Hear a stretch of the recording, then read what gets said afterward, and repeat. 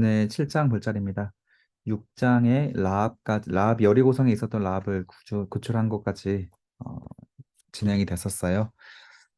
이제 7장에 아이성 전투가 8장까지 7장에서 8장이 등장을 하는데, 이 아이성은 그 이스라엘 백성들이 차지해야 될 땅들 중에서 가장 좀 작은 땅 중에 하나입니다. 사실 이 아이성 전투가 어쩌면 성경에 기록되지 않았을 가능성이 크지만, 성경에 기록되는 한 가지 이유가 있다면 한 사람의 범죄, 여리고성을 그렇게 멋지게 극복하고 승리하고 나서 그 다음 바로 전투에서 이런 실수가 등장했다라는 부분에서 성경에서 우리에게 주시는 교훈이 있어요. 그래서 굳이 기록되지 않아도 되는 말씀이었지만 큰 어떤 사건이 있었기 때문에 아이성 전투의 소규모 전쟁을 우리에게 소개하고 있습니다. 결국 그 아간이라고 하는 사람이 범죄를 했고, 그 아간을 처벌을 한 다음에 회개한 다음에 그 다음에 이제 승리하는 이야기 구조로 계속 여호수아가 진행이 되고 있어요. 그래서 요 아이성 전투의 7장 8장 구조가 이런 구조로 갑니다. 아간의 죄와 심판이 가운데 핵심 쟁점이 되고요. 아간을 심판을 이제 전후로 해서 죄를 해결할 방법, 그리고 아이성을 정복할 방법 하나님께 제시해 주시는 구조. 여호수아가 하나님께 아뢰고 여호수아가 공격 계획을 백성들한테 제공하는 것. 그리고 아이성 이스라엘이 패전했던 그 이야기와 이스라엘이 아이성 결국 승리하게 되는 이야기. 이런 구조로 7장과 8장의 이야기가 구성되어 있고요. 자, 본격적으로 이제 7장 1절 들어가 보겠습니다. 1절에는 아간의 범죄와 이스라엘의 백성의 초심을 상실했던 이야기들이 등장을 하고 있어요. 정말 이해하기 어려운 장면입니다. 길갈의 할례 사건의 어떤 큰 믿음을 보여주었고, 또 여리고성을 일곱 바퀴 돌았던 순종. 그 순종은 뒤에 있었던 일이 바로 이 아이성 전투인데, 단 한 사람의 범죄입니다. 그 범죄로 이스라엘이 큰 곤욕을 치르게 되는데, 이스라엘 자손들이 온전히 바친 물건으로 말미암아 범죄하게 되었다. 이는 유다 지파 세라의 증손 삽디의 손자 갈미의 아들 아간이 온전히 바친 물건을 가져갔다. 여호와께서 이스라엘 자손들에게 진노하셨다. 또 이렇게 이야기가 뚝뚝 끊어져서 나눠서 볼 수 있습니다. 자, 먼저 1번이죠. 이스라엘 자손들이 온전히 바친 물건, 하나님께 바친 물건에 대한 범죄. 이거는 어, 회개한다 그랬을 때는 속건제지만, 속건제 드리면서 회개를 할 수 있는 기회가 가질 수 없는 범죄입니다. 왜냐하면 의도적인 범죄였기 때문에 그런 거거든요. 그래서 이 범죄를 저지른 사람이 죽어야만 해결할 수 있는 범죄였습니다. 그래서 유다 지파, 자세히 나오죠. 유다 지파의 세라의 증손 삽디의 손자 갈미의 아들. 이렇게 족보가 길게 언급이 되는 거는 그 유다 지파에서도 어떤 유력한 집안이었다. 누가 들어도 아는 사람이었다라고 하는 사람의 범죄였다는 겁니다. 그리고 지도자급 리더들의 범죄가 하나님께서 크게 다루시는 범죄 이야기로 다루고 있어요. 그 아간이 온전히 바친 물건을 가져갔다. 하나님께 바쳐야 될 물건에 손을 대는 거는 하나님은 훔쳐갔다라고 항상 표현을 하시거든요. 그것 때문에 아간에게 진노한 게 아니고 이스라엘 자손들 전체에게 진노하셨습니다. 자, 2절 보세요. 여호수아가 여리고에서 사람을 베델 동쪽 베다인 곁에 있는 아이로 보냈어요. 그들에게 말하여 이르되 올라가서 그 땅을 정탐하라 했을 때 그 사람이 올라가서 아이를 정탐했고, 여호수아에게 돌아와서 그에게 이르되 백성을 다 올라가게 하지 말고 2, 3천 명 밑줄 그어주세요. 2, 3천 명. 2, 3천 명만 올라가서 아이를 치게 하소서. 그들은 소수이니 모든 백성을 그리로 보내어 수고롭게 하지 마소서. 밑줄 그어주세요. 자, 그들은 소수다. 여기도 동그라미 쳐주세요. 그리고 백성 중 3천 명이 보냈습니다.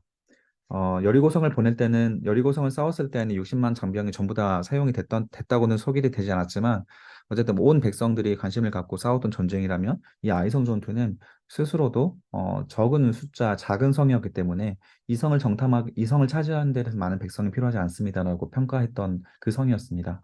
물론 이제 여호수아를 비롯해서 다른 리더들은 몰라요. 이 아간이 죄를 지었다는 것을 모르고 이렇게 이제 일을 치르게 되는데, 2, 3, 4절에서 등장하고 있는 어떤 분위기가 있습니다. 여리고성과 좀 다른 분위기가 뭐냐면, 길갈에서 하나님 앞에 할례를 행하고 하나님의 음성을 들었던 여리고성 전쟁과 다르게 이제는 큰 전쟁을 치르고 나서 작은 일을 마주했을 때 그 작은 일은 스스로도 작게 여겼다라는 거예요. 그리고 3절에 보니까 수고롭게 많이 다 보내서 모든 백성을 보내서 수고롭게 하지 마소서. 지금 이 전쟁은 이스라엘의 능력으로 하는 전쟁이 아니라는 것을 이스라엘 백성들이 벌써 좀 분위기가 바뀐 거예요. 하나님의 능력으로 여리고성을 넘었지만 어, 이제 작은 성이니까 이거는 우리의 능력으로도 넘을 수 있다. 그래서 이 전쟁 자체를 수고스러운 우리들의 노동으로 인한 어떤 승리, 우리들의 능력으로 인한 승리, 이렇게 분위기가 바뀌었다라는 거죠. 그래서 작은 일을 하나하나 할 때에도 하나님께 묻고 좀 진지하게 일을 진행했어야 되는 이런 약속의 땅 약속의 땅을 정복하는 그 과정에서 이스라엘 백성들이 좀 마음이 식었던 것 같습니다. 그래서 우리가 참 이렇게 마음의 긴장의 끈을 놓기가 굉장히 쉬워질 때가 있습니다. 특히 저 같은 경우에는 이렇게 성경 공부를 열심히 하고 나서부터 곧바로 그 다음이 좀 긴장의 끈이 놔지더라고요. 여러분들은 성경 공부를 이렇게 받는 입장에서 어떤지 모르겠지만 성경 공부를 준비하는데 한 보통 5시간에서 6시간이 필요하거든요. 근데 이 준비하고 나서 아, 이제 준비 다 됐다 하고 나면 오히려 마음이 좀 이렇게 풀리는 경향이 있습니다. 할 것을 다 했다라는. 그리고 이 강의가 끝난 다음에 마음이 좀 풀어지는 경향이 있어요. 이스라엘 백성들도 좀 큰 믿음의 도전들을 이제 끝내고 나서 좀 마음이 풀어졌던 현상이 나타났던 것 같습니다. 사절에 보니까 3천 명쯤 올라갔는데 아이 사람 앞에서 도망을 했다, 패전했다. 그때 이스라엘 백성들 3천 명 중에서 몇 명이 죽냐면 아이 사람들이 그들 중에 36명, 한 30여 명 정도가 여기서 사망하게 됩니다. 3천 명 중 30명, 예, 1%의 사람들이 여기서 죽게 되는데 이것으로 인하여서 어떻게 되냐면 백성의 마음이 녹아 물같이 되었다. 자, 이 표현 기억나십니까? 백성의 마음이 녹아서 물같이 되었다. 이 표현은 예전에 그 이스라엘 백성들이 가나안 땅을 들어가기 전에 정탐했을 때 그때 이제 두 명의 정탐꾼이 그 여리고성의 분위기를 봤잖아요. 그때 이 백성들이 전부 다 마음이 녹았다. 이것을 라합을 통해서 들었잖아요. 그런데 이번에는 이스라엘 백성들이 오히려 마음이 녹아서 불안하고 두려워지고 있는 상황에 처하게 된 겁니다. 6절에 보니까 여호수아가 옷을 찢고 하나님께 물었죠. 그 전에는 여리고성에는 30명도 안 죽었었나 봐요. 이렇게 갑자기 막 수십 명의 사람들이 죽어가는 이 전쟁을 보면서 하나님께 뒤집어 쓰고 티끌을 뒤집어 쓰고 기도를 합니다. 그때 저물도록 있다가 그러니까 밤 저물도록 계속 기도했던 것 같아요. 몇 시간 동안 기도하면서 하나님 슬픕니다. 어찌하여 백성들을 인도하여 요단을 건너게 하시고 우리를 아모리 사람 손에 넘겨 멸망을 시켜 하셨나이까. 우리가 요단 조정을 만족하게 여기에 거주하였더라면 좋을 뻔하였나이다. 아, 멘탈이 굉장히 약함을 보이죠. 여리고성을 하나님께서 큰 전쟁 승리하게 하셨는데 작은 전쟁에서 패전해서 30명의 사람들이 사망했던 것으로 오히려 하나님 앞에 이렇게 큰 하소연을 하게 된다라는 거예요. 예전에도 1세대 광야 백성들이 많이 했던 말이죠.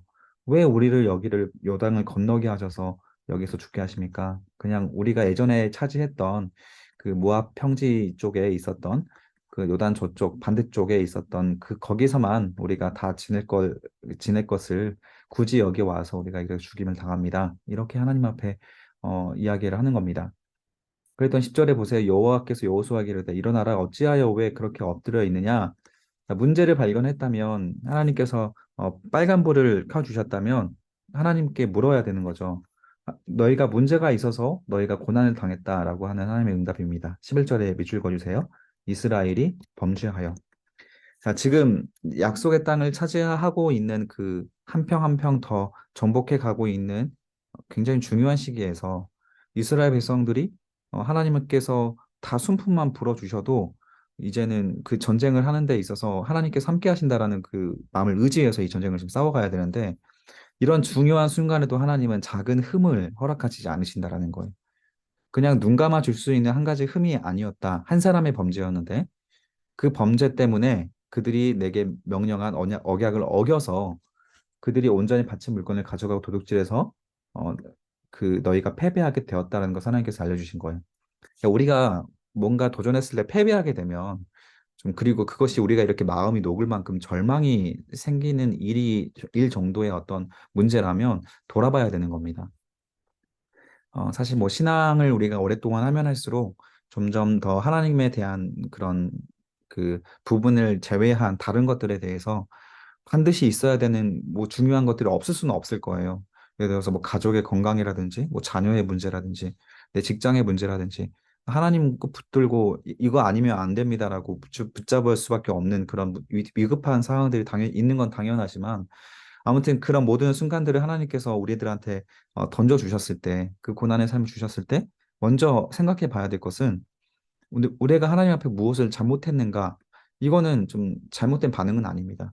아니, 내가 뭐 잘못해서 내가 이런 일이 있습니까? 회개할 것을 하나님께 물어보는 것이 좀 사실 이거 저 잘못됐다라고 하는 그런 설교나 가르침을 많이 받아왔기 때문에 근데 성경을 공부하다 보니까 가장 먼저 내 죄를 좀 돌아보는 것이 가장 성경적인 반응인 건 사실이더라고요. 내가 뭐 잘못해서 하나님께서 때리고 그런 하나님과 우리의 관계가 아니다라고 배워왔지만 그것도 맞는 말이긴 한데 좀 더 성경적인 표현들은 정말 내가 죄를 하나님 앞에 그런 작은 흠이라도 어떤 하나님께서 기뻐하지 않은 모습들이 있었는지 여기서 하나님께서 브레이크를 걸어야만 했던 하나님의 어떤 어쩔 수 없는 반응들이 있는 나의 어떤 행동은 없었는지를 돌이켜보는 것이 오히려 성경적인 우리들의 기도의 습관입니다. 어떤 문제를 부딪혔을 때 그때 11절에 그 아무튼 하나님의 이제 범죄해서 어, 하나님께 드린 헌금 중에 누가 훔쳐갔다라는 것을 알려주셨고 12절 그러므로 이스라엘 자손이 그들의 원수 앞에 능히 맞서지 못하고 죽어주세요. 능히 맞서지 못하고 돌아섰나니 자 맞서지 못하는 이유가 무엇이냐면 밑줄 그어주세요. 내가 다시는 너희와 함께 있지 아니할 것이다. 왜냐하면 온전히 바친 물건을 너희가 어, 너희 중에서 멸하지 아니하면 온전히 바친 물건들을 너희 중에서 사라지게 만들면 무슨 말이냐면 하나님 그 문제를 일으킨 그 사람을 사라지게 하지 않은 이상 나는 너희와 함께 할 수 없을 것이다. 여기에서 두 가지를 깨달을 수 있습니다. 첫 번째, 이스라엘 백성들은 하나님께서 함께하지 않으면 작은 성조차도 쉽게 이길 수가 없는 정말 전투력이 약한 백성들이었다. 백성들이 숫자가 많아서 지금 여리고성을 절대 승리한 것은 아니었다라는 겁니다. 여기가 은혜를 잊어버린 이 백성들이 어느 순간에 자신들의 수준을 깨닫게 되었을 때 이런 이제 어떤 좀 딜레마에 빠지게 되는 것 같아요. 우리가 내 능력으로 뭔가 일을 해왔다고 생각을 했던 어떤 순간에 갑자기 하나님께서 함께하지 않은 순간에 이것은 내 능력이 아니라 하나님께서 그동안 나에게 이렇게 은혜를 주셔서 내가 이 일들이 가능했었구나. 오히려 그것을 깨달을 수 있게 되거든요. 사람은 은혜를 받을 때와 받기 전에 그 어떤 하나님에 대한 인식이 좀 다르기 때문에 교만해지거나 그러면 은혜가 아니라 내 능력이라고 생각하는 습관들이 있거든요. 백성들도 마찬가지로 아, 백, 그 원수 앞에 이기지 못하는 그들의 낮은 전투력을 고스란히 하나님께서 보여주시니까 이스라엘이 백성들이 깨달을 수가 있게 되겠죠. 그래서 하나님께서 함께 할 수 있는 방법이 뭐냐면 온전한 거룩. 지금 약속의 땅을 차지하고 있는 굉장히 중요한 시기이기 때문에 이런 하나님과의 관계에서 작은 흠이라도 없이 온전한 모습으로 하나님과 함께 동행하는 싸움을 싸워가지 않으면 안 되는 시간이라는 것을 이 두 가지를 백성들이 깨달을 수 있게 됩니다. 그래서 13절에 하나님께서 다시 승리하게 하는 하나님과 함께 할 수 있는 방법을 알려주시죠. 13절 밑줄 그어주세요. 백성을 거룩하게 하여 다시 백성을 거룩하게 해서 너희는 밑줄 그어주세요. 내일을 위하여 스스로 거룩하게 하라. 자, 백성을 거룩하게 해서 내일을 위하여. 자, 오늘의 순종은 우리들의 역할이라고 계속 말해왔죠. 그리고 내일의 하나님의 역사는 하나님의 것이다. 그래서 오늘 우리가 거룩하는 것이 중요한 겁니다. 스스로 거룩한 것이. 먼저 그의 나라와 그의 의를 구하라. 그리하면 우리에게 모든 것을 더하실 것이다. 이 말씀의 원리죠. 이스라엘의 하나님 여호와의 말씀에 이스라엘아 너희 가운데 온전히 바친 물건이 있나니 너희가 그 온전히 바친 물건을 너희 가운데서 제거하기까지는 내 원수들 앞에서 능히 맞서지 못하리라. 거룩하지 않으면 하나님께서 함께하지 않으시기 때문에 함께할 수 없으시기 때문에 그런 겁니다. 자, 그래서 나에게도 이유 없는 무기력이 찾아올 때가 있는가? 그때 능히 세상과 맞서지 못하는 우리들의 연약한 모습, 사탄에게 능히 대적하지 못하는 나의 유약한 모습들을 발견했다면 성령의 신호로 이해하고 먼저 회개하고 스스로 거룩하는 선택들을 해 나가야 하는 것이 우리 신앙인들의 성숙한 신앙인의 반응입니다. 14절 보면 너희는 아침에 너희의 지파대로 가까이 나오라. 여호와께 뽑히는 그 지파는 그 족속대로 가까이 나올 것이요 여호와께 뽑히는 족속은 그 가족대로 가까이 나올 것이요 여호와께 뽑히는 그 가족은 남자들이 가까이 나올 것이다. 제일뽑기를 해서 누가 지금 문제를 일으켰는지를 찾는 과정입니다. 그때 16절에 보니까 유다 지파가 뽑혔고 그 다음에 삽디가 뽑혔고 그 다음에 아간이 뽑혔다. 이제 유다 지파에서부터 조금씩 이렇게 들어가면서 이제 한 개인으로까지 아간이라는 한 사람이 이제 발각이 된 거죠. 그때 여호와께서 그러므로 여호수아가 아간에게 물읍니다. 야, 네가 부탁하는데 정말 무슨 일이 있는지 솔직하게 그 앞에 자복해라. 우리가 너 때문에 너 한 사람의 죄 때문에 지금 큰 문제가 있다. 무슨 일을 저질렀는가 숨기지 말고 말해봐라 했더니 20절에 보니까 아간이 여호수아에게 대답하여 이르되 참으로 나는 이스라엘 하나님 여호와께 범죄하여 이러이러하게 행하였나이다. 그래도 솔직하게 말을 합니다. 내가 노력한 물건 중에 이런 것들을 보고 탐내서 가졌습니다. 라고 하죠. 그리고 내 장막 가운데, 장막은 자기 집입니다.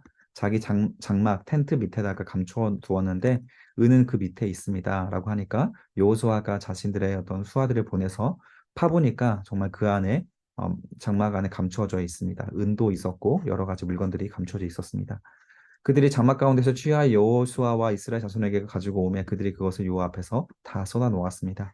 여호수아가 이스라엘 모든 사람과 더불어 이 아간을 잡고 그리고 심지어 그의 아들들과 그의 딸들과 그의 소들과 그의 나귀들과 그의 양들과 장막과 그에 속한 모든 것을 이끌고 아골 골짜기로 가서 여호수아가 이르되 내가 어찌하여 우리를 괴롭게 하느냐 여호와께서 오늘 너를 괴롭게 하시리라 하니 온 이스라엘의 그를 어떻게 아주 돌로 치고 물건들로 돌로 치고 불사르니라. 자, 물건을 하나님께서 훔쳐갔다는 것이 중요한 게 아닙니다. 이런 비극이 일어난 것, 자녀들까지 함께 죽어야 했던 이 비극은 하나님께서 하나님의 것들을 어, 빼앗겨서 하나님이 좀 억울하다. 어떻게 내 것을 네가 빼앗아 가냐? 내가 쓰려고 했는데 네가 쓰냐? 이런 개념이 아니라는 거죠. 하나님은 거룩이 중요한 건데 하나님 앞에 거짓된 마음 그리고 부정한 마음을 가지고 있는 한 리더가 문제라는 것입니다. 그래서 물건들로 불사르는 거야. 훔쳐간 물건들 자체가 부정해진 겁니다. 그리고 그 사람도 이렇게 돌로 치고 함께 불로 태워서 이런 백성들 앞에서 본보기를 보인 거죠. 그 위에 돌 무더기를 쌓았더니 오늘까지 있더라. 여호와께서 그의 맹렬한 진노를 그치니 그러므로 그곳의 이름은 오늘까지 아골 골짜기. 원어로 보면 고난, 괴로움이란 뜻입니다. 아골이라는 뜻은. 그래서 괴로운 골짜기라는 거예요. 이 시간 이렇게 처형당하는 순간들을 보면서 가장 고통스러운 존재는 하나님일 것입니다. 그런데 이제 어쩔 수 없이 이스라엘 백성들이 본보기를 보여내기 위해서 이런 끔찍한 처형을 하나님께서 명령을 하셨던 거죠.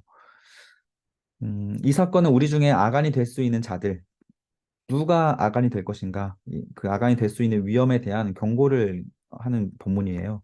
우리도 신앙 고백 후에 긴장감이 떨어지고 나태해지면서 다시 죄를 짓고 거룩함을 잃어버릴 수 있는 위험은 언제든지 가지고 있는 존재들입니다. 왜냐하면 우리는 원죄를 가지고 있으니까. 원죄는 죄의 유전이라고 했잖아요. 우리의 호르몬이 죄를 유발합니다. 강아지가 고양이 소리를 낼 수 없는 것처럼, 남자가 여자 목소리 낼 수 없는 것처럼, 호르몬이죠. 남성 호르몬, 여성 호르몬처럼 우리는 죄의 호르몬을 가지고 원죄론을 가진 사람들이에요. 원죄를 가진 사람들이에요. 그래서 언제든지 우리가 마음의 긴장을 풀어버리는 순간, 다시 우리의 죄는 우리의 욕망으로 일으킵니다. 따라서 거룩이란 날마다 마음의 전쟁을 겪으며 지켜나가야 되는 신앙의 자세라는 거예요.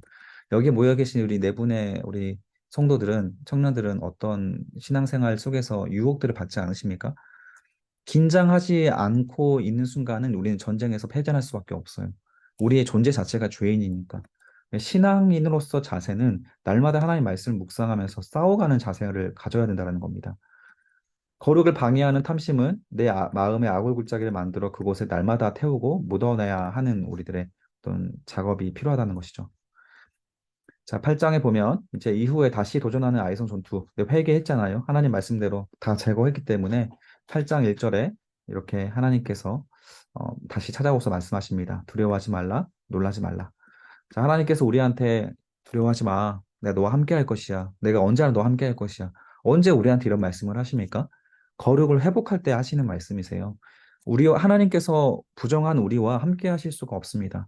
하나님께서 함께 하시면 그 자체가 우리를 소멸하게 만들기 때문에 그래서 우리가 거룩하지 않은 상태에서는 우리는 항상 우리 힘으로 달려가게 돼요. 늘 회개하고 하나님 앞에 뭐 문제 부딪혀서 눈물을 흘리고 쏟아내고 다 회개하고 나서 하나님께서 우리 기도 응답 들어주실 때가 더 많지. 평소에 평안할 때 내가 문제 가운데 있는 중에 내가 교만한 중에 하나님께서 그 문제 결도 해결해 주지 않거든요. 그러니까 우리가 이런 부분들도 많이 신앙적으로 경험을 해봤을 겁니다. 근데 꼭 하나님 앞에 엎드리고 회개하고 그렇게 얻어맞은 다음에 왜 문제를 해결하는 습관을 갖게 되는지 그게 지금 이스라엘 백성들의 모습이었다는 거예요. 이런 모습이 반복되면 계속 하나님과 이런 관계밖에 갖추지 못합니다. 하나님의 두려워하지 말라고 하는 이 말을 평소에도 받을 수 있으면 얼마나 좋을까요? 하나님께 얻어맞지 않고도. 군사를 다 거느리고 일어나서 이제 아이로 올라가 보라. 내가 아이 왕과 그와 백성과 그의 성읍과 그 땅을 다 너의 손에 넘겨 주었다. 과거형이죠. 너는 여리고와 그 왕에게 행한 것 같이 아이와 그 왕에게 행하되 오직 거기에서 탈취한 물건과 가축은 스스로 가져라. 자, 이제는 가지라고 합니다. 여리고성에서 있었던 부분들은 하나님께서 하나도 가지지 말라고 말씀하셨어요. 그것은 첫 번째 전쟁이었기 때문에 그런 거예요. 초태생은 하나님의 것이고 우리가 직장에 가서 첫 번째 걸러드리는 수익은 하나님의 것이다. 우리 신명기까지 공부하면서 배워왔잖아요, 율법에서. 하나님은 처음 얻은 소득에 대해서 하나님께 드리길 바라시는 거예요. 하나님의 것이다. 그건 너희 것이 아니라 내가 너희에게 준 하나님의 은혜이기 때문에 너희는 그 다음 나온 두 번째 열매부터 너희가 먹어라라고 하는 거예요. 이 전쟁에서도 마찬가지로 아이성 두 번째 전투에서는 다 너희 것이 될 것이다. 그러나 처음 것은 하나님의 것이었기 때문에 그것을 어긴 그 자체가 부정하게 되었던 결과를 만들었다는 거죠.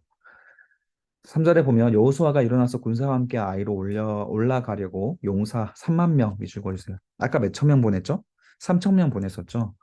그 3천 명으로 패배했기 때문에 10배였던 3만 명을 보냅니다. 그리고 밤에 기습적으로 보내요. 자, 이것은 지금 이스라엘 백성들의 심히 놀라서 두려운 심리를 반영하고 있는 거죠.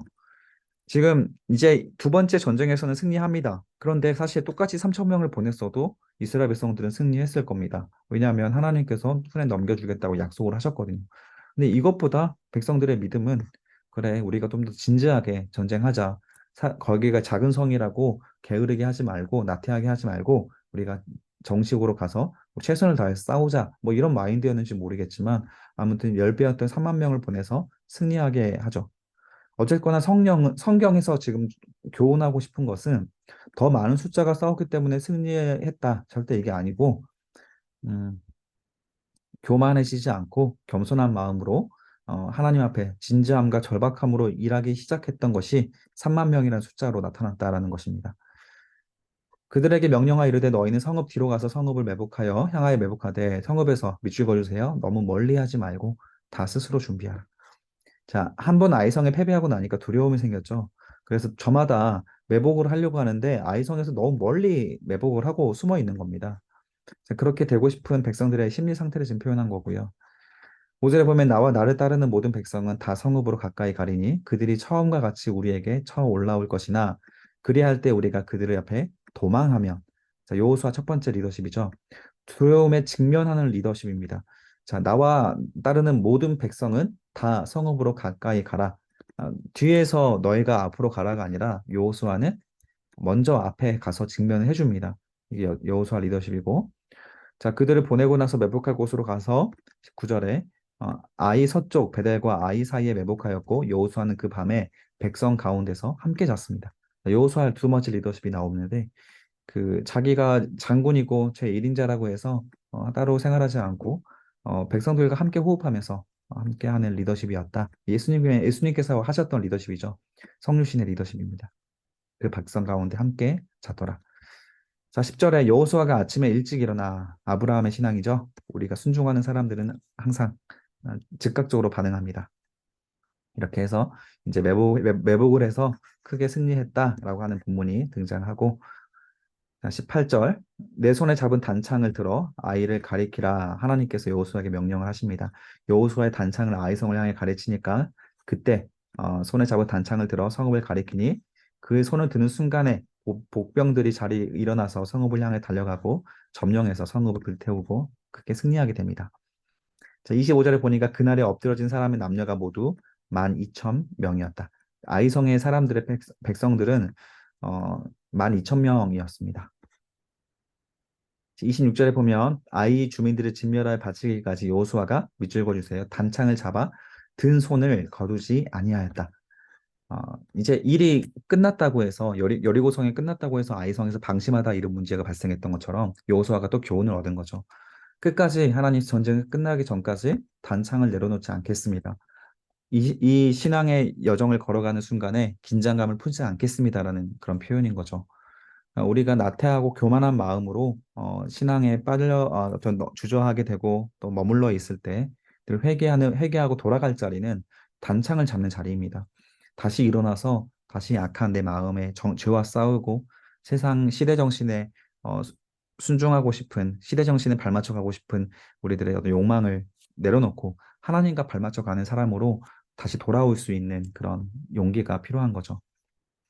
모든 싸움이 끝날 때까지 긴장감을 놓지 않겠다라는 그 여호수아의 그런 각오가 보이는 본문이죠. 27절 오직 그 성읍의 가축에 노력한 것은 여호와께서 여호수아에게 명령하신 대로 이스라엘이 가졌으나 이에 여호수아가 아이를 불살라 그것으로 밑줄 그어주세요. 영원한 무더기를 만들었더니 오늘날까지 황폐하였다. 자, 아이성은 하나님께서 완전히 불태운 두 번째 성이 됩니다. 여리고성과 아이성. 이제 이성에 어떤 죄가 많았을 것으로 우리는 생각할 수가 있습니다. 하나님께서 이성을 무너뜨리는 것이 하나님께 결국 기쁨이 아닙니다. 29절에 보면 또 그 왕을 저녁 때까지 나무에 달았다가 이거는 그 우리 뒤에 가서 다시 보이겠지만 신명기서에 보면 나무에 달린 자마다 그 죄를 짓는 자다. 나무에 잘린 자마다 그 하나님의 저주를 받는 자다라는 본문이 신명기에 나와 있습니다. 그래서 나무에 달아서 하나님의 저주를 받은 자, 하나님께 대적하여 하나님 앞에 심판받은 상징입니다. 이게. 그래서 해 질 때 명령하여 그 시체를 나무에 내려 서문 어귀에 던지고 그 위에 그 돌로 큰 무더기를 쌓았더니 그것이 오늘날까지 있더라. 자, 오늘까지라고 하는 것은 포로기를 복귀하고 나서 그 에스라가 성경을 기록했기 때문에 바벨론 포로에서 돌아왔던 백성들이 읽고 있는 지금 이 여호수아 책입니다. 그래서 이 포로 복귀한 오늘날까지도 이렇게 큰 무더기를 우리가 보고 있지 않냐라고 하는 부분입니다. 자, 이스라엘은 아이성의 왕을 처형한 후에 돌로 큰 무더기에 다시 쌓으면서 이전에 아간을 처형한 후에 돌로 무더기에 쌓았던 일을 생각했을 겁니다. 그래서 아간을 처형하고 그때 아굴 골짜기에서 돌멩이에 쌓았던 그 사건과 여기를 연결시키면서 자신들도 우리라 할지라도 죄를 범한다면 심판받아서 이런 큰 무더기에 쌓이게 될 거라는 두려움이 생겼을 거예요. 그래서 하나님을 경외하는 마음은 영어로 fear잖아요. 그래서 이제 하나님을 두려워하는 마음이 곧 우리의 신앙생활과 직접적으로 연결되는 겁니다. 이런 본보기의 말씀들을 오늘날에는 하나님께서 직접적으로 그, 그 행하시진 않으시지만 이렇게 성경 말씀을 통해서 우리의 죄는 이렇게 나무에 달려서 죽어야 하는 죄고 또 그 시체에다가 돌멩이 던져서 그렇게 크게 큰 돌무더기를 쌓아야 되는 것이 우리의 죄다. 이런 두려움이 생겨야 백성들이 죄를 짓지 않게 되는 장치로 만든다는 것이죠. 여기 밑줄 그어주세요. 죄를 두려워하는 마음은 거룩을 지켜내기 위한 매우 유익한 장치가 됩니다. 그래서 하나님 사랑하고 동행하는 거 행복하잖아요. 그 마음을 갖기 이전에 우리가 가져야 될 첫 번째 마음은 죄를 두려워하는 마음입니다.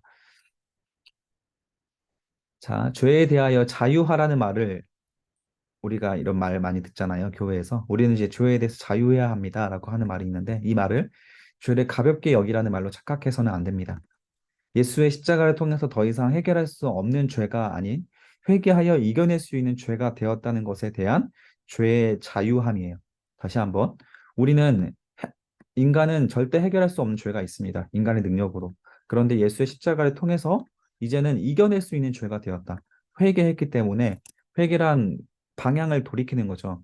그래서 다시 하나님께서 원하시는 길로 걸어가는 게 회개입니다.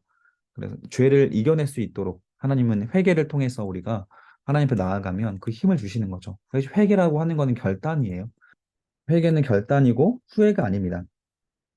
히브리서 12장에 보면 이런 말이 있어요. 너희가 죄와 싸우되 아직 피 흘리기까지 대항하지 않았다. 또 아들들에게 권하는 것 같이 너희에게 권면하신 말씀도 다 잊었다.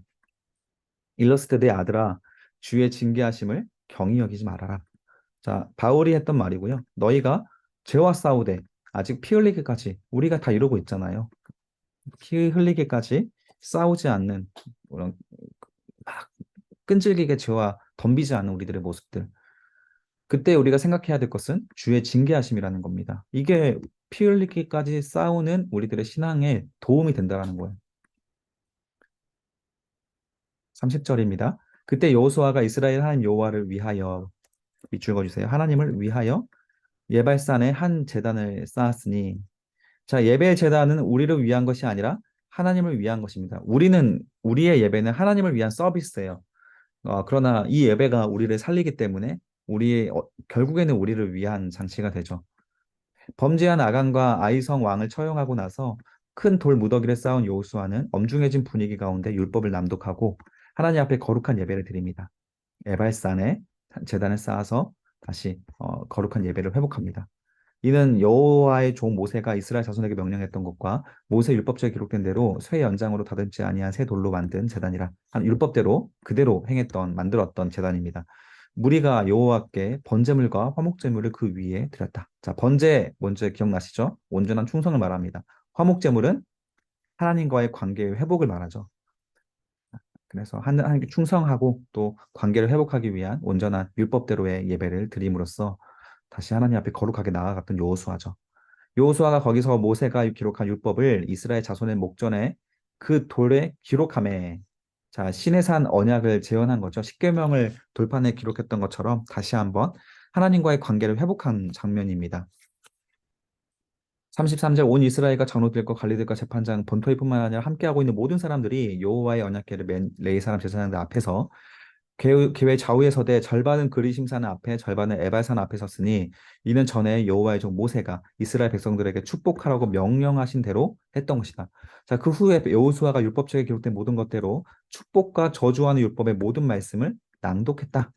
모세가 명령한 것은 여호수아가 이스라엘 온 회중과 여자들과 아이와 그들 중에 동행하는 거류민들 앞에 낭독하지 아니한 말이 하나도 없었더라. 자, 그래서 모세가 여기서 처음으로 아니, 그 여호수아가 처음으로 이때 모세가 명령했던 율법들을 그대로 순종하며 낭독했던 일을 합니다. 모세는 이 일을 7년에 한 번씩 하라고 명령을 하죠. 그런데 사실 이때가 이제 마지막이에요. 그 여호수아가 이후로는 이 축복과 저주의 율법, 하나님의 말씀을 백성들과 함께 성경 강좌를 했다라는 그런 기록은 나와 있지 않습니다. 그래서 사사기가 시대가 오게 되죠. 음, 자, 9장에 넘어가서 이제 기브온 사건이 등장하는데 자, 기브온 주민들이 여호수아를 속이는 사건입니다. 여리고 성의 무너짐을 들은 기브온은 가나안 민족에서 군사력이 강한 나라 중에 하나예요. 기브온이라고 하는 사람이 이제 기브온이라는 민족이 그 아이성 전투까지 이스라엘 전쟁을 보고 나니까 이제 이 전쟁의 승패가 자신들이 어떤 싸워서 이길 만한 자신감이 생기지 않은 거예요. 그래서 기브온 주민들이 빠른 판단력을 발휘해서 자신들의 생존을 도모하기 위해 여호수아한테 가는데 가나안 민족으로 변장해서 갑니다. 그리고 멀리서 왔다라고 해요. 이 약속의 땅이 아니라 멀리 저 가나안 땅이 아니라 다른 지역에서 왔다라고 속이고 평화 협정을 하나님의 이름으로 맺게 합니다. 그래서 기브온 주민들이 우리가 너희들의 노예가 되겠다 이러하는 그 평화 조약이거든요. 근데 여호수아가 이것을 가지고 하나님께 묻지 않고 이 협약을 맺어 버립니다. 자, 일단은 말씀에서 보면서 설명하겠습니다. 자, 이 일 후에 요단 서쪽 산지와 평지와 레바논 앞에서 연안했던 헷사람 적어주세요. 그리고 아모리 사람, 가나안 사람, 브리스 사람, 히윗 사람과 여부 사람의 모든 왕들이 이 일을 듣고 자, 헷사람은 그 아브라함 때부터 계속 있었던 그런 민족의 그 가나안 땅 민족의 사람이었죠. 호전적인 민족이고 그 싸움을 통해서 자신들의 어떤 생계를 이어갔던 사람들이었습니다. 이런 사람들 포함해서 가나안 땅에 살고 있는 사람들의 대표적인 민족이에요. 다섯 민족. 이 사람들 이들의 모든 왕들이 아이성 전투의 패전 일의 일을 듣고 모여서 일심으로 여호와와 이스라엘에 맞서 싸우려 하는지라. 자, 밑줄 그어주세요. 똑같이 하나님의 말씀을 듣고 하나님의 역사를 봤을 때 라합은 여리고성에 있는 중에서도 정탐꾼 편을 들고 이스라엘 편을 들어서 하나님의 역사를 신뢰했고 하나님께 돌아왔습니다. 그리고 똑같이 여기에서 남은 다른 아이성 전투의 패전을 보면서 여리고성의 무너짐을 보면서 다른 그 가나안 민족들은 한 마음으로 하나님을 대적해요. 자, 똑같이 하나님의 역사를 봐도 누구는 하나님이 싫어서 그냥 피하고 도망가고 다 무시하고 하나님 조롱하는데 누구는 하나님의 말씀을 들을 때 귀를 열고 마음을 열어서 하나님께 돌아온다는 거예요. 하나님의 편에 붙어서 지푸라기 은혜라도 받으려고 한다라는 겁니다. 은혜를 받은 사람은 다 이런 사람들의 이런 모습을 가지고 있어요. 자, 근데 기브온 주민들이 이 지푸라기 은혜를 구하는 사람들이었어요. 자, 기브온 주민들은 이런 다른 왕들과 다르게 여호수아가 여리고와 아이의 행한 일을 듣고 똑같이 들었죠. 모든 일이 듣고 이제 여기도 하이라이트 해주시고 여기도 하이라이트 해주시고 기브온과 똑같이 다 들었습니다. 그런데 그 사절에 보니까 이들은 기브온 사람들은 다르게 합니다. 꾀를 내어서 사신의 모양을 해서 헤어진 전대와 헤어지고 찢어져 기운 가죽 포도주 부대를 나귀에 싣고 그 발에 낡아서 기운 신발을 신고 낡은 신발 신고 낡은 옷을 입고 곰팡이가 난 떡을 준비하고 그들의 길갈 진영으로 가서 여호수아에게 이르되 코스프레 하는 거죠. 그와 이스라엘 사람들에게 이르되 우리는 먼 나라에서 왔습니다. 이제 우리와 조약을 맺읍시다 하는 거예요. 그랬더니 이스라엘 사람들이 히위 사람들에게 이르되 너희가 우리 가운데 거주한 듯하니 그러니까 지금 가나안 민족처럼 보이는데 너희들의 말이나 행동 거제가 우리가 어떻게 너희와 조약을 맺을 수 있겠느냐? 그들이 속입니다. 우리는 당신들의 종입니다. 하매 여호수아가 그들에게 묻되 너희는 누구며 어디서 왔냐 하니 그들이 여호수아에게 대답하되 종들은 당신의 하나님 여호와 이름으로 말미암아 심히 먼 나라에서 왔습니다. 저희는 가나안 땅 민족이 아니에요.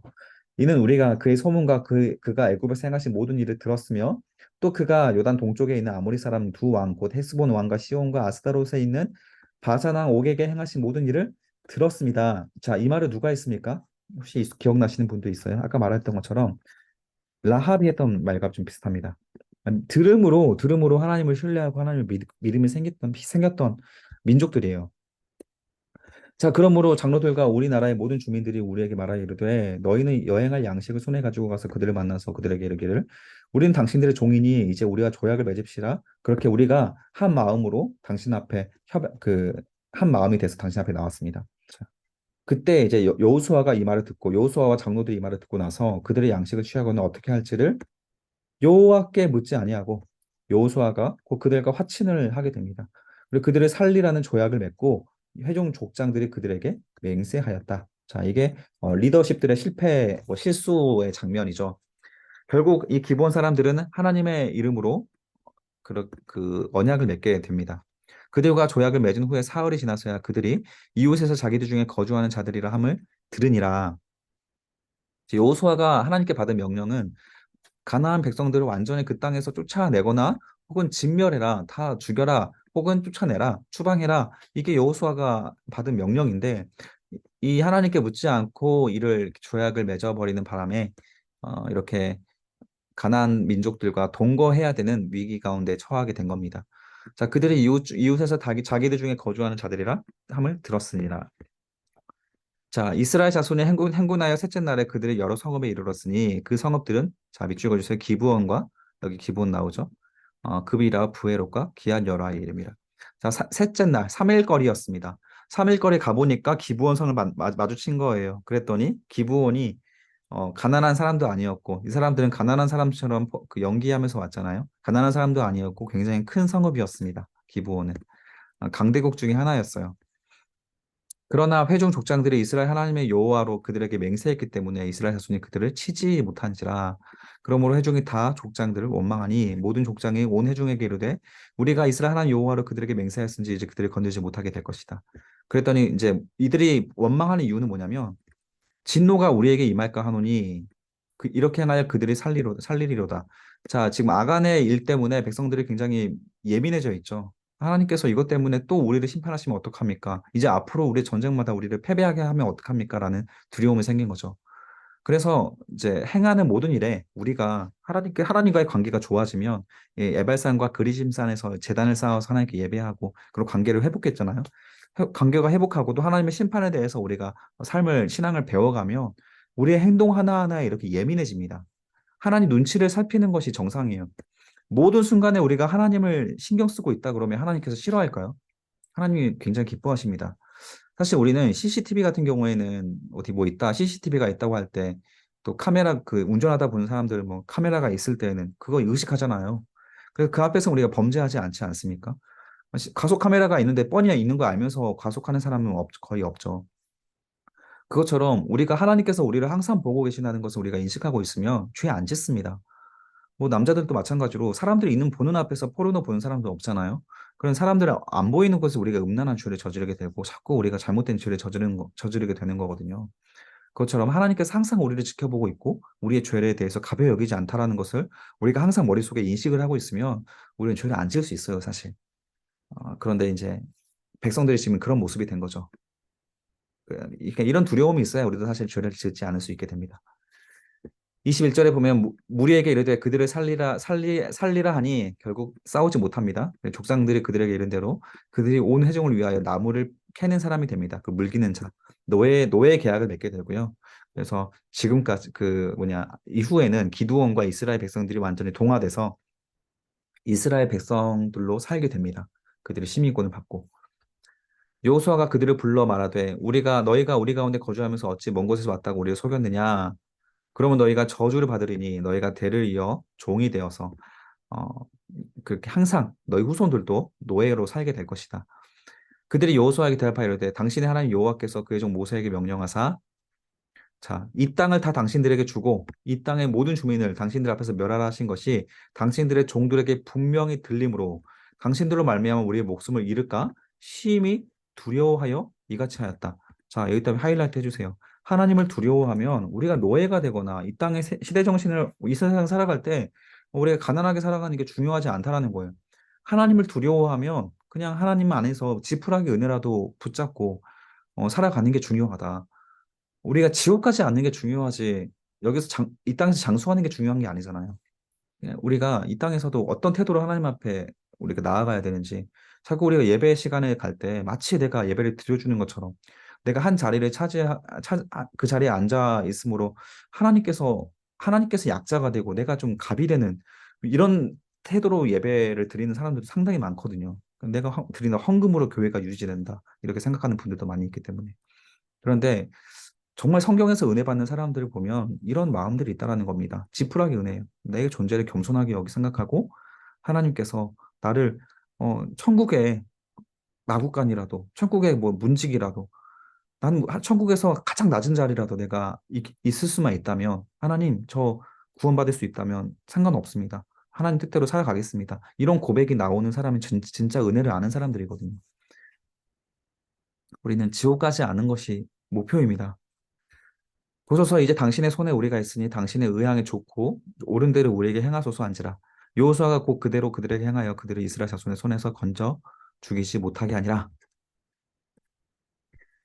자, 10장 넘어갑니다. 약속의 땅 남쪽 지역에 정복하는 장면이 나와요. 왜냐하면 원래는 북쪽부터 먼저 정복했어야 했는데 지금 기브온과 언약한 사건 때문에 이제 어쩔 수 없이 남쪽으로 먼저 와야 되는 이슈가 발생합니다.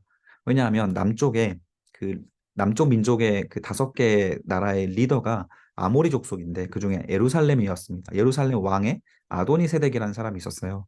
이 사람이 남은 5민족들을 다 모아서 이스라엘을 대적하기로 이렇게 그큰 전쟁을 벌입니다.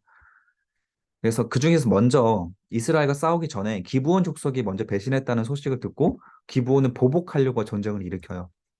자, 기브온과 치는 언약을 맺은 이스라엘은 도움을 요청하는 기브온을 무시할 수가 없었고 약속의 땅을 차지하는 전쟁에 집중하지 못한 채 어쩔 수 없이 기브온을 도우러 남하하게 됩니다. 그래서 약속의 땅을 차지하는 일에 좀 시간이 더 지체가 되게 되는 거예요. 자, 이스라엘 입장에서는 하나님께 묻지 않은 것으로 이렇게 인간적인 부작용이 생기는 거고요. 하나님의 나라가 이루어지는 시기가 그만큼 늦어지게 되는 거고. 그래서 우리는 성도로서는 항상 하나님과 이렇게 대화하고 하나님 그 인간적인 방법 선택하지 않으려고 하고 하나님 뜻대로 순종하려고 하는 우리들 태도가 중요하고요. 그다음 기브온의 입장에서는 지푸라기 은혜라도 구하듯이 겸손한 마음으로 하나님 앞에 엎드리는 장면. 이 두 가지 교훈을 우리가 다 취할 수가 있습니다. 그런데 그 전쟁 내용을 보니까 이 10장에 나와 있는 전쟁이 굉장히 잔혹합니다. 근데 사실 뭐 이 싸움을 거룩한 전쟁이라고 부르는데 이 거룩한 전쟁이라는 말 자체가 모순이죠. 왜냐하면 남녀노소 할 것 없이 학살을 해야 되는데 하나님께서 기뻐하는 학살이 아닙니다. 하나님은 죄인이라 할지라도 그 사람을 멸망시키는 것을 기뻐하지 않는다고 분명히 말씀하셨거든요.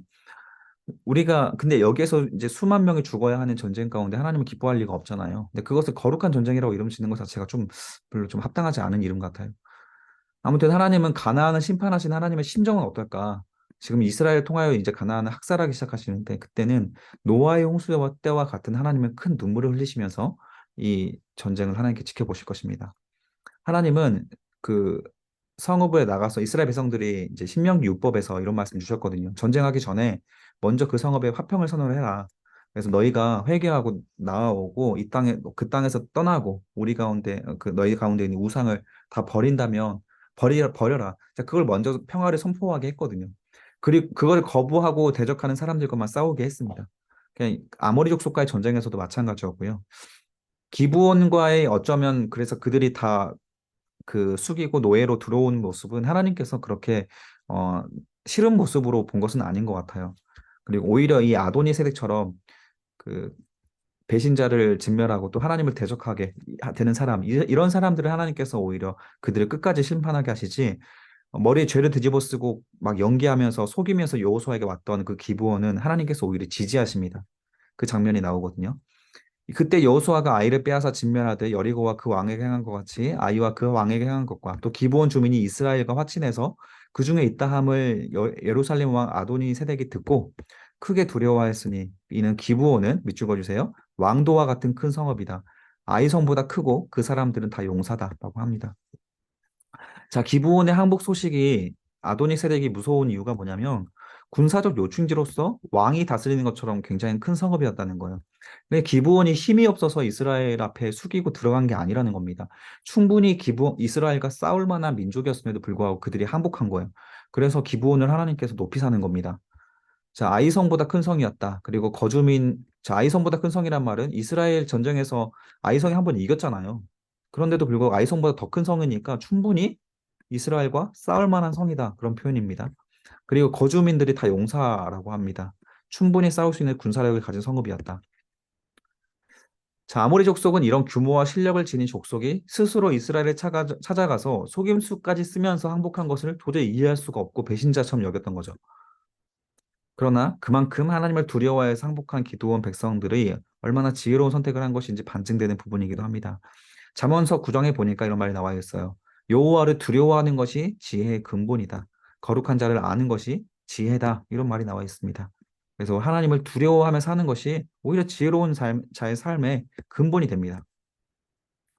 자, 에루살렘 왕 아도니 세덱이 헤브론 왕, 그리고 야르몬 왕, 그리고 라기스, 그리고 에글론 왕 다 보내가지고 우리가 연합해서 기브온을 치자라고 합니다. 그랬더니 아모리 다섯 왕들이 모여서 연합정선을 펼쳐서 기브온을 치죠. 그때 기브온 사람들이 이제 그 여호수아에게 종을 보내서 도와달라고 요청을 하니까 여호수아가 모든 군사와 용사와 더불어 길갈로 올라가서 그 싸움을 도와주러 가게 되죠. 자, 모든 군사 밑줄 그어주세요. 소수의 군사로 싸웠던 아이성 전투와 다르게 총력전을 펼쳐야 될 큰 전쟁을 치르게 된 겁니다. 근데 이건 일정이 없었던 전쟁이에요. 어쨌든 언젠가는 싸웠어야 했겠지만 먼저 북부를 치고 차근차근 내려왔어야 되는데 이렇게 모든 백성들이 다 내려와서 이 전쟁에 참여해야 될 만큼 어떤 일정의 차질이 생긴 거죠. 8절에 보면 그때 여호와께서 여호수아에게 이르시되 밑줄 그어주세요. 그들을 두려워하지 말라. 내가 그들을 너의 손에 넘겨주었으니 그들 중에 한 사람도 너를 당할 자가 없으리라. 하나님께서 지지해 주시죠. 두 번째, 두 가지를 지지해 주십니다. 첫 번째, 자신의 종으로 세운 자들의 하나님께 묻지 않고 했던 일에 대한 실수, 이거를 하나님께서 책임져 주신다. 눈 감아 주셨다. 덮어 주셨다. 두 번째가 기브온들의 그런 노예로서 수그리고 들어오는 그들의 모습을 하나님께서도 인정해 주셨다. 이 두 가지입니다. 9절에 보면 여호수아가 길갈에 밤새도록 올라갔대요. 그 갑자기 그들에게 이뤘다. 자, 밤새도록 쉬지 않고 행군을 했습니다. 섣부른 조약을 맺은 것 때문에 고생하게 되는 여호수아 백성들이죠. 우리가 하나님 앞에 묻지 않고 일을 하면 이렇게 고생을 하게 됩니다. 여러 가지 뺑 돌아가게 되고 일하게 되고 난감한 사건을 만나게 되고 그런 겁니다.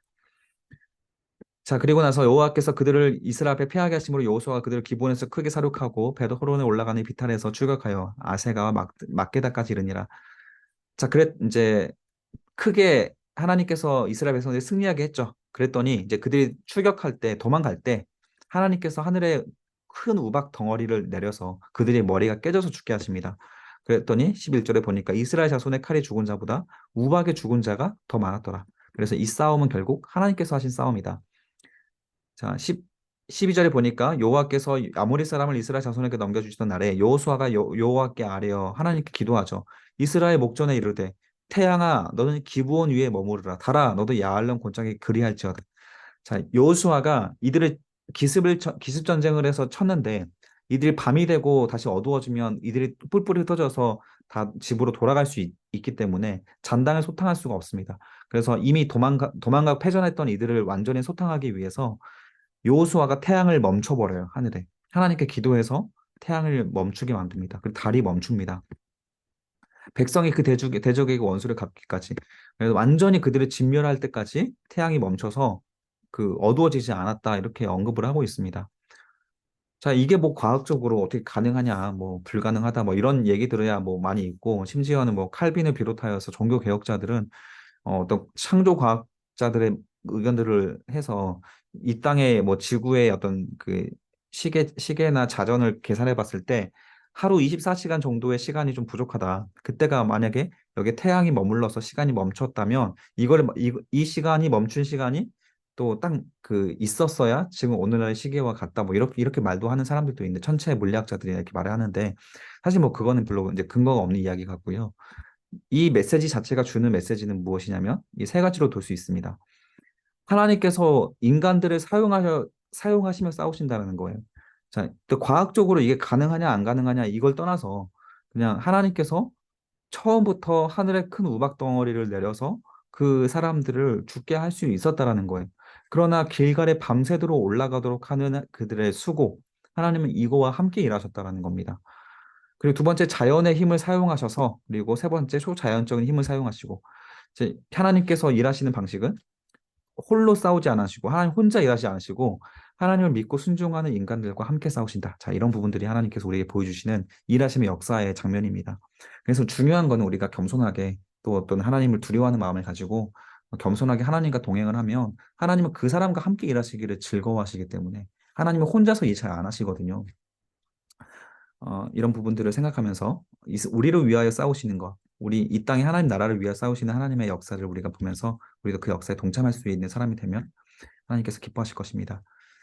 자, 15절에 보니까 여호수아가 온 이스라엘과 더불어 길갈 진영으로 돌아왔습니다. 자, 길갈은 기억나십니까? 여호수아 전쟁 전에 할례를 행했던 할례산이잖아요. 자, 여리고 전쟁을 하면서 치고 올라가고 있었는데 그 전쟁 전에 머물렀던 지역까지 다시 내려왔어요. 얼만큼 일정이 돌아가게 되는지 볼 수 있는 장면이고요.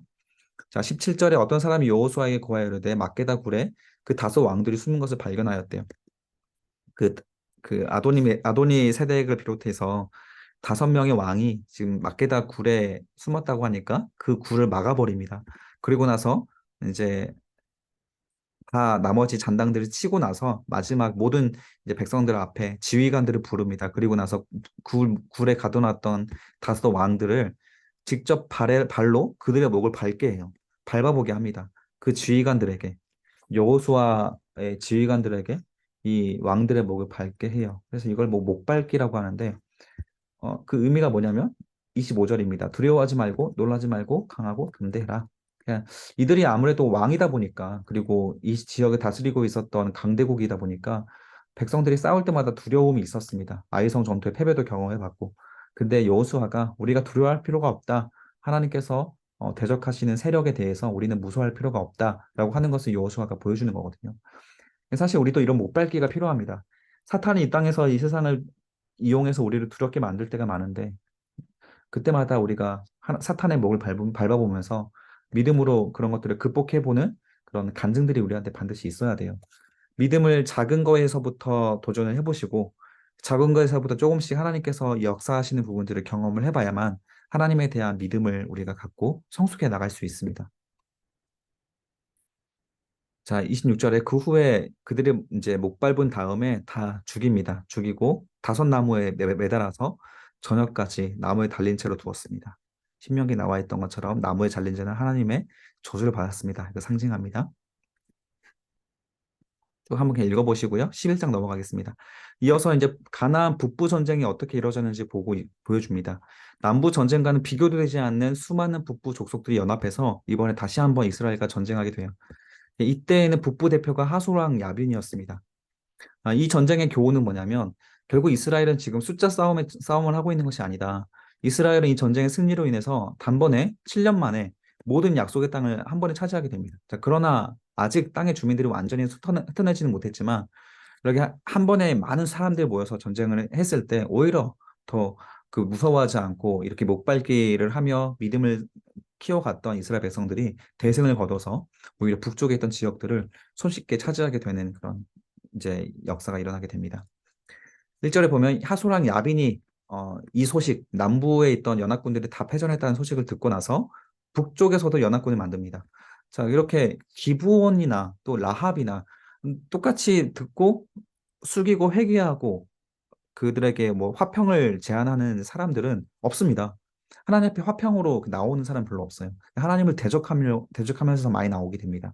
요한계시록에도 보니까 그렇게 많은 사람들이 어두운 곳에 내쫓기면서 그곳에서 이를 갈고 하나님을 끝까지 대적한다고 하잖아요. 사탄은 그의 수하들을 이용하여서 이 세상을 다스리고 있는 이 세대에 있는 모든 사탄의 수하들을 이용해서 기독교인들을 계속 괴롭히고 마지막까지 하나님을 대적하는 자들로 남아 있을 겁니다. 그들은 구원받지 못해요, 결코. 이런 하솔랑 야빈 같은 사람들이 되지 않도록 우리가 늘 겸손하게 회개하는 자리에 앉아야겠죠. 어, 그 이후에 이제 쭉 전쟁하는 장면이 나오고요. 결국 이제 여호수아가 대승을 거두고 13절에 하솔 성읍만 불태웁니다. 왜냐하면 이때 북쪽 연합군에 출범시킨 사람이 하솔이었기 때문에 이 성읍을 불태웁니다. 그래서 결국 이제 그 여호수아가 그 백성들과 함께 가나안 땅에서 완전히 진멸한 세 성읍이 있는데 그 성읍이 여리고성, 그리고 아이성, 그리고 하솔 성읍입니다. 이 성읍 중에 하나가 이렇게 대적한 성읍들만 하나님께서 진멸하게 했습니다. 모든 민족들을 다 죽이고 다 진멸한 건 아니에요. 대부분은 쫓아내고요. 또 노예로 삼기도 하고 그렇게 됩니다. 하나님께서 이들과 이제 같이 살아갔을 때 어떻게 살아가야 되는지 그 법까지도 그 이전에 미리 알려주셨거든요. 그러니까 그 가나안 땅에 있는 모든 남녀노소를 다 죽여라고 하는 것은 사실 하나님께서 좀그 문학적으로 우리한테 어떤 하나님의 간호한 말씀들을 강조하기 위해서 그들의 문화나 우상들을 다 끊어내야 한다라는 표현을 좀 강한 표현으로 했던 문학적인 표현이라고 보는 것이 옳습니다. 자, 15절에 여호와께서 그의 종 모세에게 명령하신 것을 모세는 여호수아에게 명령하였고 여호수아는 그대로 행하여 여호와께서 모세에게 행하신 모든 것을 하나도 행하지 아니한 것이 없었더라. 밑줄 그어주세요. 여호수아가 하나님 앞에 합당한 리더로서 잘 하고 있다라는 상징입니다. 그냥 우리가 잘 살고 있는가, 잘 살지 못하고 있는가, 다 기준은 너무 단순합니다. 하나님 명령대로 살고 있으면 잘 살고 있는 겁니다. 18절에 보면 여호수아가 그 모든 왕들과 싸운 지가 오랫동안이다. 자, 본문에는 간단하게 지금 한 장 안에 이렇게 묘사가 되어 있었지만 이 전쟁이 최소 5년 동안 진행된 전쟁이었다. 이걸 예상을 해볼 수 있는 거는 뒤에 가서 갈렙이 85세 때 헤브론을 차지하는 장면이 나오는데 지금 80세에 전쟁이 시작을 했거든요. 근데 85세에 돼서야 헤브론을 차지하게 됩니다. 그러니까 적어도 5년 이상 지금 전쟁이 계속되고 있습니다. 좀 넘어가겠습니다. 자, 12장에 보면 이제 모세가 정복한 왕들과 땅들이 언급이 되는데 이 지도만 참고하시면서 한번 읽어보시면 될 것 같아요. 넘어가겠습니다. 자, 이제 1부에서 그 땅을 정복하라는 명령이 있었습니다. 근데 2부 이제 여호수아 2부는 땅을 취하라는 명령이 있습니다. 지금 땅을 전쟁을 하면서 그들을 쓰러뜨리기만 하고 있지 정착은 안 하고 있거든요. 근데 이번에는 이제 땅을 분배를 하면서 그 땅을 정착하는 명령이 여호수아 2부의 내용이에요. 여기에는 뭐 그렇게 자세하게 살펴야 될 내용은 많이 없습니다. 13장 1절에 보면 여호수아가 나이가 많이 늙었대. 그러니까 오랫동안 지금 전쟁을 했다라는 겁니다. 그래서 너는 나이가 많이 늙었고 얻을 땅이 아직도 매우 많이 남아 있다. 그 얻을 땅이라고 하는 건 이미 정복을 이제 끝낸 상태에서 지금 13장 1절에 말씀을 준 거거든요. 근데 아직도 잔당들이나 그 거주민들이 많이 있다라는 거. 이 사람들을 쫓아내지 못했습니다. 아직. 그들이 끝까지 결상전하면서 버티고 있었기 때문에. 근데 그 남은 지역의 땅, 그 사람들은 어떤 사람이냐면 블레셋 사람이라는 거예요. 대부분 블레 사람 철기 군대를 가지고 있었기 때문에 쉽지 않았습니다. 그래서 그들을 다 쫓아내고 명령한 대로 그 땅을 이스라엘에게 분배하여 기업이 되게 해라. 그래서 7년 공식 전쟁이 끝났지만 쫓아내고 있지 못하는 세력들이 네가 비록 나이가 많이 늙어서 지쳤겠지만 그래도 좀만 더 힘을 내서 그들을 다 쫓아내라는 거예요. 만약에 그들을 쫓아내지 못하고 결국 그들과 같이 살게 되면 언젠가 그들이 너희에게 심각한 영적인 타락기를 겪게 할 시발점이 되기 때문에 그런 겁니다. 그래서 여호수아가 기력이 다했지만 남을 힘을 다해서 더 노력을 해보라는 거예요. 결국 그렇게 그술 민족, 마아가 민족, 이스라엘 자손이 쫓아내지 못했습니다.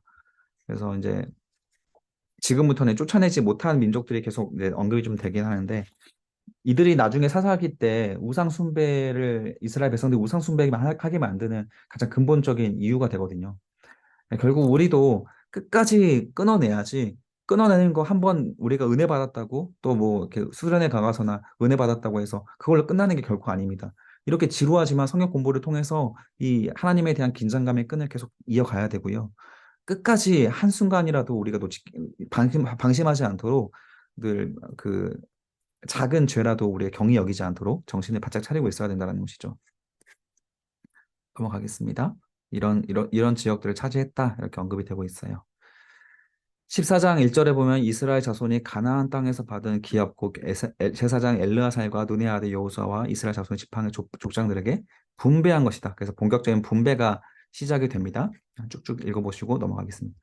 9절에 보면 그날에 모세가 맹세하여 이르시되 내가 내 하나님 여호와께 충성하였은즉 내 발로 밟는 땅은 영원히 너와 내 자손의 기업이 되리라 이렇게 말씀하셨다. 자, 이렇게 하나님께서 약속을 주셨기 때문에 이 땅을 우리가 지금 차지하고 있다라고 하는 것을 말씀을 올려드리고 있는 거예요. 그때 갈렙이 10절에 보니까 내가 45년 동안 여호와께서 말씀하신 대로 나를 생존하게 하셨나이다. 오늘 내가 85세로 돼 갈렙이 85세가 돼서 하나님한테 이렇게 말합니다. 오늘도 내가 여전히 강건하니 그날에 여호와께서 말씀하신 이 산지를 지금 내게 주소서. 당신도 그날에 들으셨거니와 그곳에는 안악 사람들이 있고 그 성읍들은 크게 크고 견고할지라도 여호와께서 나와 함께 하시며 내가 여호와께서 말씀하신 대로 그들을 쫓아내리이다. 그래서 그 말씀에 내가 순종했으니 하나님께서 나와 함께 하시고 있지 않습니까? 그러니 내 나이는 문제가 되지 않습니다.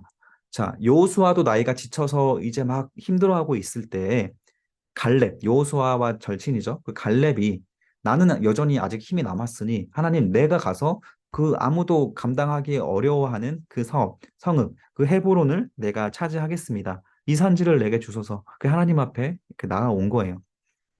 우리가 하나님 말씀에 순종하고 있으면 스스로 강하고 담대할 수 있는 근거가 됩니다. 내가 이렇게 지켰으니까 하나님 나와 함께 하시지 않습니까? 이렇게 되는 거죠. 그래서 이제 여호수아가 여분의 아들 갈렙을 축복하고 그 다음에 헤브론을 그에게 주었습니다. 자, 헤브론은 굉장히 의미가 있는 땅이고 창세기부터 나왔었죠. 아브라함의 아내 사라가 죽었을 때 아브라함이 구입한 최초의 이스라엘 땅이고요. 훗날에 이곳에서 이제 다윗이 왕으로 기름 부음 받아요. 우리가 지금 설교할 때 사무엘 하에서 배우고 있을 때 헤브론에서 기름 부는 장면이 나왔잖아요. 자, 15장 넘어가서 이제 각 15장부터 16장 이렇게 쭉 넘어가면서 각 지파의 백성들이 결국 어떻게 그 주민들을 싸운 결과가 어떻게 되는가. 결국 이제 유다 족속도 쫓아내지 못하는 백성이 있었고 요셉 지파도 가나안 족속을 쫓아내지 못했고 결국 다 동거했다라는 겁니다. 17장을 보면 므낫세 지파도 쫓아내지 못했다. 자, 그러다 보니까 나중에 사사시대가 오게 되면서 이제 하나님께 심판받는 그런 암흑기가 오게 되는 겁니다.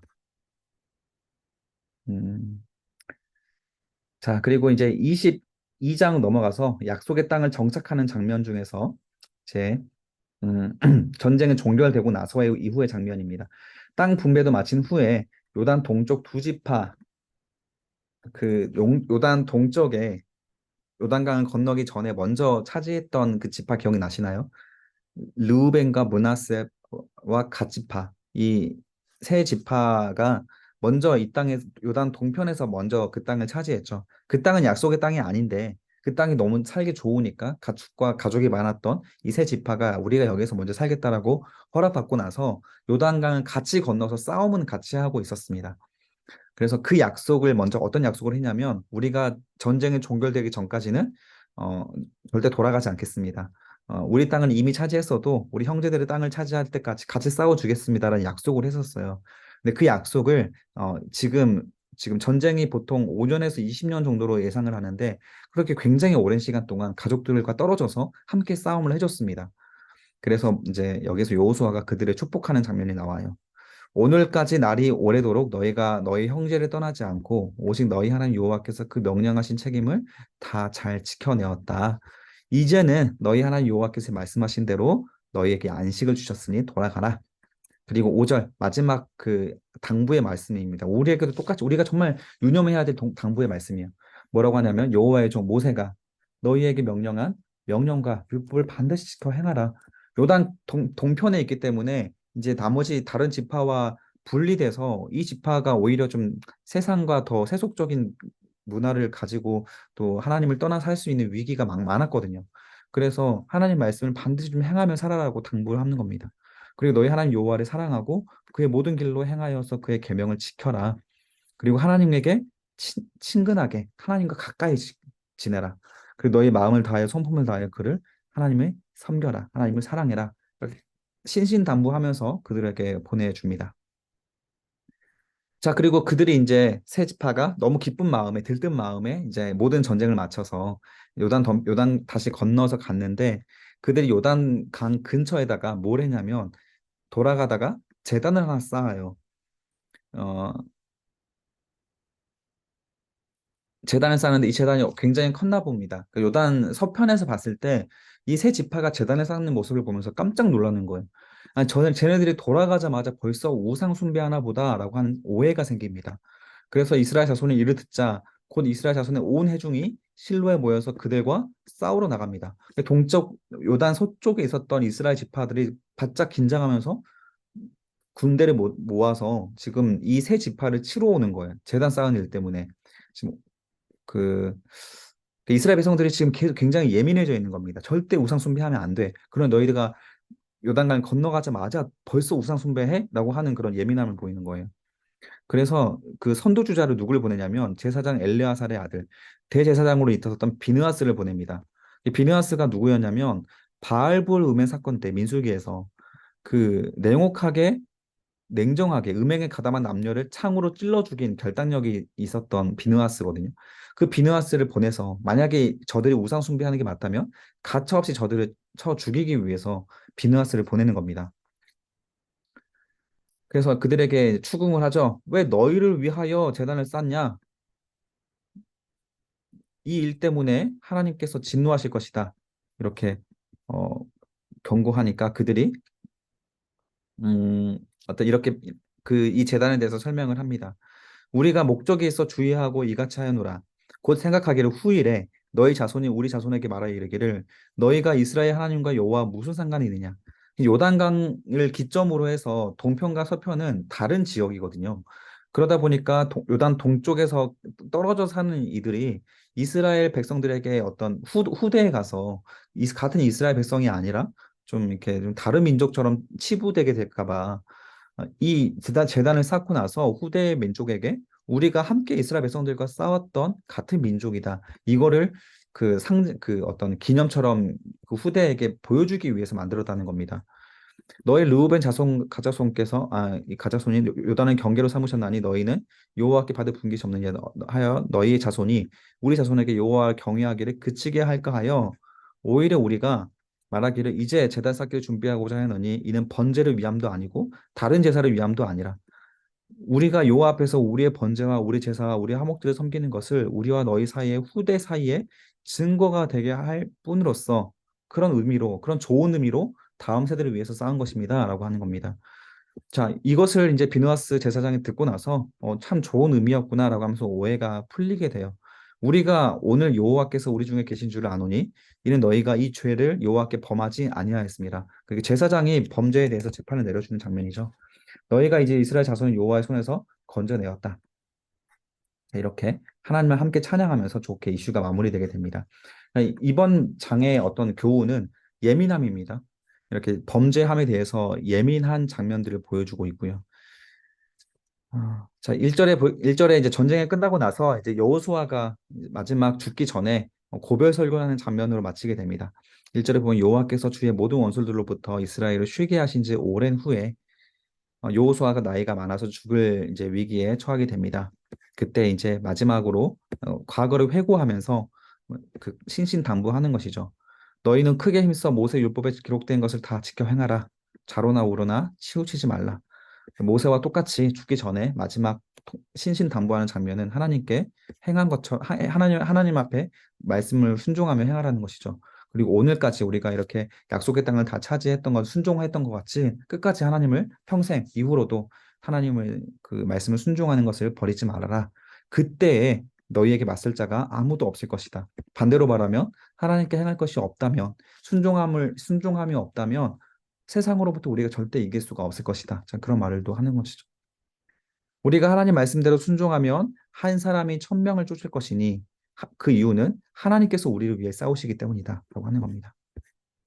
그러므로 스스로 조심하라.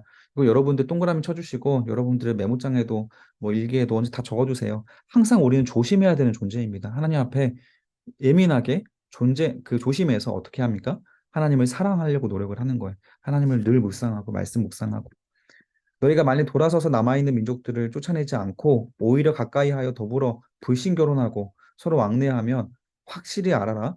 너희 하나님 여호와께서 너희를 목전에서 다시는 쫓아내지 이 민족들을 다시는 쫓아내지 않을 것이고 너희에게 올무가 되어서 덫이 되어서 너희의 옆구리에 채찍이 되고 너희 눈에 가시가 되어서 마침내 너희가 하나님께서 주신 이 아름다운 땅에서 멸망하게 될 것이다. 이 말씀이 결국 사사기 2장 20절에서 실천되고 맙니다. 자, 이렇게 똑같은 말씀으로 경고하고 계십니다. 우리도 이런 말씀들을 한 번씩 쭉 다시 한번 읽어보시면서 묵상해 보시고 여호수아가 간절히 요구하고 요청했던 것은 24장 14절이었습니다. 이제는 여호와를 경외하여서 온전함과 진실함으로 하나님을 섬기기를 제발 노력해 달라는 거예요. 그리고 결국 이런 신앙은 이스라엘 백성들의 선택입니다. 만일 여호와를 섬기는 것이 너희에게 좋게 보이지 않거든 너희 조상들이 강 저쪽에 섬기던 신들이든지 너희가 거주하는 땅에 있는 아모리 신들이든지 너희가 섬길 자를 오늘 택하라. 나와 내 집은 여호와를 섬기겠노라. 결국 우리의 선택입니다. 하나님 말씀대로 순종할지 우상 숭배할지 이런 것들은 우리가 그 선택의 기로에서 우리의 선택으로 경건과 거룩이 결정되게 된다는 것을 명심하시면서 늘 깨어있고 하나님 말씀 앞에 긴장할 수 있는 그런 우리 청년이 되셨으면 좋겠습니다. 이스라엘이 여호수아가 사는 날 동안과 여호수아 뒤에 생존한 장로들 곧 여호와께서 이스라엘을 위하여 행하신 모든 일들을 아는 자들이 사는 날 동안 여호와를 섬겼더라. 결국 이들이 다 죽고 난 뒤로는 사사기가 오게 되면서 결국 또 하나님 심판을 받게 되는 안타까운 역사가 반복되게 됩니다.